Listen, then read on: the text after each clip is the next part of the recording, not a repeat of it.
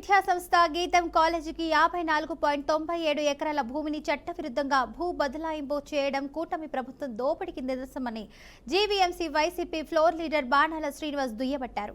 స్థానిక ఎంపీ అయిన భరత్ ఈ విధంగా భూ దోపిడీ చేయడం పద్ధతి కాదని, దీన్ని జీవీఎంసీ కౌన్సిల్ సమావేశంలో అడ్డుకుంటామన్నారు. ప్రభుత్వం అక్రమంగా భూ బదలాయింపులకు అయితే పూనుకుంటే ప్రజాక్షేత్రంలో ఎండగడతామంటున్న వైసీపీ ఫ్లోర్ లీడర్ శ్రీనివాస్ తో మా Visakha crime reporter Balakrishna face to face. Visakha private విద్యా సంస్థ అయినటువంటి గీతం యూనివర్సిటీకి అక్రమంగా భూ బదలాయింపు చేస్తున్నారంటూ కూడా ఇప్పటికే ప్రజా సంఘాలు, అదేవిధంగా వామపక్షాలు, ఇటు వైసీపీ పార్టీ కూడా మండిపడుతున్నాయి. ఈ పరిస్థితుల్లో ఈ రోజు మేయరు, అదేవిధంగా కమిషనర్ కు కూడా ఒక రిప్రజెంటేషన్ లెటర్ కూడా వైసీపీ ఫ్లోర్ లీడర్ ఆధ్వర్యంలో ఇవ్వడం జరిగింది. అయితే వైసీపీ ఫ్లోర్ లీడర్ బాణాల శ్రీనివాసరావు గారు మనతో ఉన్నారు. ఈ భూ బదలాయింపు ఏదైతే ఉందో ఏ విధంగా జరుగుతుంది, అసలు భూ బదలాయింపు చట్టం ప్రకారం అసలు చెయ్యొచ్చా లేదా అనేది ఆయన మాటలోనే ఉందో. సార్ చెప్పండి, ఇప్పుడు 54 ఎకరాల 97 సెంట్లు భూమిని ఇటు గీతం కాలేజీకి కట్టబెడుతున్నారు, అది భూ బదలాయింపు చేస్తున్నారు. అసలు భూ బదలాయింపు అనేది సాధ్యమైన ఊరికినే ఎందుకు ఇస్తారు? దానికి సంబంధించి ఏమైనా సరే అది తీసుకున్న ప్రైవేట్ సంస్థ చూపించాలా? ఇప్పుడు ముఖ్యంగా గీతం యాజమాన్యానికి అదేం ఫ్రీ సొసైటీ కాదు, ఎవరికి ఒక ఫ్రీ సీట్లు ఇచ్చే కాదు. స్వయంగా ఎంపీ భరతే చెప్పాడు ఆంధ్ర యూనివర్సిటీ ఒక ఫంక్షన్లో, ఇది ఈ యూనివర్సిటీలో చదువుకుంటే పేదలు చదువుకోవచ్చు, మా యూనివర్సిటీలో చదువుకుంటే డబ్బున్న వాళ్ళు చదువుకోవాలని చెప్పి ఆయనే చెప్పాడు. అలాంటి సొసైటీకి ఈరోజు సుమారుగా 10,000 కోట్ల రూపాయల భూమిని దారాదత్తం చేయడానికి నారా చంద్రబాబు నాయుడు గారు వాళ్ళ కుటుంబ సభ్యుడికి, వాళ్ళ కుటుంబానికి ఇవ్వడానికి సిద్ధంగా ఉన్నారు వీళ్ళందరూ. దయచేసి మేము ఏమేమి కోరేది ఏంటంటే, ఈ ఏదైతే 15వ అంశం ఉందో ఆ అంశాన్ని పూర్తిగా రద్దు చేయాలి, రద్దు చేసే ఎజెండా మొదలు పెట్టాలని మా డిమాండ్గా మేము ఇవాళ కమిషనర్ గారికి, మరి మేయర్ గారికి ఇవ్వడం జరిగింది. ఇదంతా కూడా మన శాసనసభ విపక్ష నేత బొత్స సత్యనారాయణ గారి ఆధ్వర్యంలో, అలాగే నగర అధ్యక్షులు కేకే రాజు గారి ఆధ్వర్యంలో నిన్నటి నుంచి ఈ కార్యక్రమాలు జరుగుతున్నాయి. ఇవాళ ఇక్కడ ఇవ్వడం జరిగింది. ఏదైతే ఒక సెంటు భూమి పేదవాడు ఉంటాడో వాడిని ఎరగొట్టేశారు. మొన్నలాగే ఎంఆర్ఓ ఆఫీస్ దగ్గరలో 40 సంవత్సరాల క్రితం నుంచి కూడా ఒక ముసలావిడ, వాళ్ళ కుటుంబం ఉంటే వాళ్ళ పిల్లలు మనవలు అక్కడే పుట్టారు, కానీ దాన్ని ఎరగొట్టేశారు. అలాంటిది మొత్తం అంతా కలిపి 54 ఎకరాలు అంటే 10,000 కోట్ల రూపాయల ఆస్తి మరి ఇలాగా అంత ఘోరంగా అప్పనంగా తినడం మరి భర్త గారికి తగును కాదు. అందులో ఒక రాజ్యాంగమైన పదవులే ఉంటున్న ఎంపీగా ఉంటూ ఇది ఎంతవరకు కరెక్టు? అందువల్ల ప్రజలందరూ, విశాఖపట్నం ప్రజలందరూ కూడా ఆలోచించుకోవాలి. వీళ్ళు భూదోపిడి ఎంత ఘోరంగా వెళ్తుందంటే అంత ఘోరంగా విశాఖపట్నాన్ని ఎంచుకున్నారు. వీళ్ళ టైంలో మొత్తం విశాఖపట్నం భూములన్నీ కూడా వాళ్ళ కుటుంబానికి, అలాగే ఇతర వాళ్ళ తాలూకా పార్టీ నాయకులకి దోచిపెట్టడానికే ఇప్పుడు సుమారుగా దాదాపుగా ఒక 4-5 వేల ఎకరాలు అంటే సుమారుగా 30,000 కోట్ల రూపాయల భూములు ఈ రోజు వరకు తీసుకోవడం జరిగింది. దయచేసి రేపు కౌన్సిల్లో కూడా దీని మీద మేము ఎండగడతాం. ఇలాగే జరిగితే ఈ ప్రభుత్వం పతనం ఖాయం అని చెప్పేసి నేనైతే తెలియజేస్తున్నా.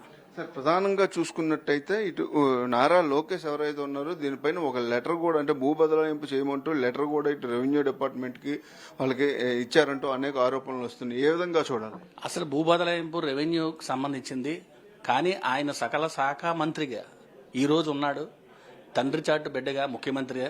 ఈ రోజు ఆయన ఆధ్వర్యంలో భూములు దోపిడీకి శ్రీకారం చుట్టింది. ఈ మధ్యకాలంలో కోర్టులో ఎవరో ఒక విలేకరు అడిగిన ప్రశ్నకి, మీరు భూములు ఇలాగే ఇచ్చేస్తున్నారు, మీ రేట్లు తగ్గించి ఇచ్చేస్తున్నారంటే మా ఇష్టం, మాకు నచ్చినట్టు ఇస్తామని చెప్పారు. అది కూడా తప్పే. ఈ రోజు ప్రజలందరూ గమనిస్తున్నారు. రాబోయే రోజుల్లో వీళ్ళకి కనీసం 1-2 సీట్లు కూడా గెలిచే పరిస్థితులు లేకుండా చేస్తారని ప్రజలందరూ విశ్వసిస్తున్నాం.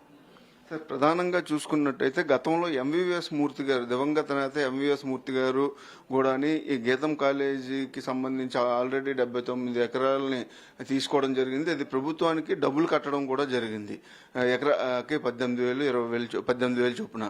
అయితే ఇప్పుడు గీతం భరత్ కూడా దాన్ని మేము ఏదైతే ఈ 54 ఎకరాలు ప్రభుత్వానికి, ప్రైవేట్ సంస్థకి మాకు గీతం కాలేజీకి ఇవ్వాలంటూ కూడా ఒక లెటర్ కూడా మూచేయడం జరిగింది. కానీ ఒకవేళ అటువంటి పరిస్థితి గీతం కాలేజీ మూర్తి గారు పెట్టుకునేటప్పుడు గిరిజన సంక్షేమ శాఖకి, ఎస్సీ సంక్షేమ శాఖకి భవనాలు కడతాం, హాస్టల్ కడతాం అని చెప్పారు. అటువంటిది ఏదైనా సాధ్యపడుతుంది? అసలు సాధ్యమే లేదండి. ఒక ఎలిగేట్ చేశాక గిరిజన సంస్థలకి అలాగే కొన్ని మెరైన్ సంస్థలకి గతంలో ఐవి కృష్ణారావు ఎవరో చీఫ్ సెక్రటరీ ఉన్న టైంలో ఫైల్ కదిలింది. ఆ రోజే ఈ ఫైల్ ఆగిపోయింది. మరి 2014-19లో చంద్రబాబు నాయుడు ప్రభుత్వం ఉంది కదా, ఎందుకు చేసుకోలేకపోయారు? ఈ రోజు లోకేష్ పట్టుదలతో బాలకృష్ణ అల్లుడు అని చెప్పి సొంత బీది ప్రందుతో ఈ ఎలాగైనా 5,000 కోట్లు 10,000 కోట్లు ఆస్తిని అప్పజెప్పేయాలన్న ఆలోచనతోనే ఈ రోజు తెలుగుదేశం ప్రభుత్వం పూర్తిగా ఉంది. దీనికి జనసేన సమర్థిస్తుందా, బీజేపీ సమర్థిస్తుందా, లేదా వీళ్ళు కూడా తోడు దొంగలే అన్నది తెలియవలసిన అవసరం ఉంది. అంటే గతంలో ముఖ్యమంత్రి చంద్రబాబు నాయుడు సీఎం గా ఉండేటప్పుడే ఈ ఫైల్ ని 54 ఎకరాల ఫైల్ ని పెట్టడం జరిగింది. కానీ ఆ రోజు చంద్రబాబు నాయుడు ఇది కరెక్ట్ కాదు అంటూ తిరస్కరించారు. మళ్ళీ ఇప్పుడు ఏ విధంగా చేస్తున్నారు? ఈ రోజు భూముల రేట్లు పెరిగాయండి. ఆ రోజు 500 కోట్లు ఉన్న భూమి ఈ రోజు దాదాపు 10,000 కోట్లకి వెళ్ళింది. డబ్బు కావాలి ఈ ప్రభుత్వానికి కానీ, లోకేష్కి కానీ, చంద్రబాబు నాయుడుకి కానీ, లేకపోతే జనసేన పవన్ కళ్యాణ్ అండతో, బీజేపీ అండతో విశాఖపట్నం భూములు దోచుకోవాలనే చూస్తున్నారు. కాబట్టి రాజ్యాంగ పద్ధతి ఉన్నారు కాబట్టి ఆయన ఒక స్టేట్మెంట్లో మొన్న ఈ మధ్యన ఇచ్చి మేము ఎప్పటి నుంచో ఉన్నాం కదా అంటున్నారు. ఇప్పటి నుంచో అంటే కబ్జాతో ఉన్నట్టయినా, కబ్జా ఉన్నాం క్రిమినల్ కేసు పెట్టాలి. అది చేయాల్సిన పరిస్థితి ప్రభుత్వం ఉంది. లేదా మా ప్రభుత్వం వచ్చాక ఇవన్నీ కూడా మేము వెలికి తీస్తామని చెప్పి మేమైతే చెప్తున్నాం. అంటే ఇప్పుడు కబ్జా అంటున్నారు. వైసీపీ ప్రభుత్వం వచ్చిన తర్వాత దాన్ని మొత్తం కూడా కూలదోసి కంచె వేయడం జరిగింది. ఒకవేళ కబ్జాలో ఉన్నట్టయితే, అంటే కొన్ని సంవత్సరాల నుంచి తమ ఆధీనంలో ఉన్నట్టయితే ప్రభుత్వం వేసిన రేటు ప్రకారం డబ్బులు కట్టాలి కదా, రూల్ గా కట్టాలి. కానీ అది ఎవరికో సంబంధించిన భూములు వీరికి ఇవ్వడానికి లేదు, చట్టంలో లేదు. ఎలా చేస్తారన్నదే చూడాలి. దాని మీద ఈ ఎజెండాలో కౌన్సిల్లో పెట్టడానికి లేదని మేము ఆ ఎజెండాలో అంశం తిరస్కరించమని ఈ రోజు రిప్రజెంటేషన్ ఇవ్వడం జరిగింది. ఇది ప్రజా ఉద్యమం కింద వెళ్తుంది. రేపు కౌన్సిల్ రోజు మేము లోపల ఉంటాం, బయట మా పెద్దలు, మా ఎమ్మెల్సీలు, లేకపోతే మా సత్బాబు గారు, బొత్స గారు అందరూ కూడా మొత్తం వాళ్ళ నాయకత్వంలో రేపు బయట కూడా పోరాటం గాంధీ బొమ్మ దగ్గర ఉంటుంది, లోపల ఇన్సైడ్ మా పోరాటం ఉంటుంది. ఏదైనా ప్రజలకు మటుకు పూర్తిగా తెలియజేసిన బాధ్యత మా మీద ఉంది కాబట్టి అన్ని వర్గాలకు కలుపుకొని ముందుకెళ్తామని తెలియజేస్తున్నాం. అయితే ప్రధానంగా చూసుకున్నట్టయితే ఈ భూ బదలాయింపు ఏదైతే ఉందో, భూ బదలాయింపుకు సంబంధించి పూర్తిగా అక్రమంగా జరుగుతుంది. ఎంపీ ఎవరైతే భరత్ ఉన్నారో ఆయన గీతం కాలేజీకి చైర్మన్ గా ఉన్నారు. ఒక ప్రజాప్రతినిధి అయ్యుండి, స్థానిక ఎంపీ అయ్యుండి ఈ విధంగా అడ్డగోలుగా ఇటు చంద్రబాబు నాయుడు లోకేష్ అండతో చేయడం అనేది కరెక్ట్ కాదు. ఎంతవరకు కరెక్ట్?